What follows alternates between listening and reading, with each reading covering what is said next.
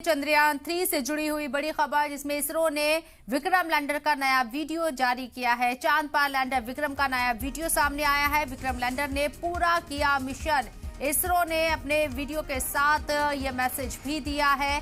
Lander Vikram ने चांद पर धूल उड़ाई। इसरो की तरफ से इस वीडियो को जारी किया गया और ये जानकारी दी गई कि विक्रम लैंडर ने अपना काम पूरा कर लिया है और विक्रम लैंडर के जरिए धूल उड़ाता हुआ ये वीडियो सामने आया है। चांद पर चंद्रयान 3 मिशन सक्सेसफुल रहा और जिस तरीके से यहाँ रोवर प्रज्ञान ने और विक्रम लैंडर ने अपना काम पूरा किया है, इस बात की तस्दीक इसरो ने की है। और अब आप इस वीडियो को देखेंगे कि जिस तरीके से इसरो ने वीडियो को जारी किया, उसमें जो विक्रम लैंडर है वो धूल उड़ाता हुआ नजर आ रहा है।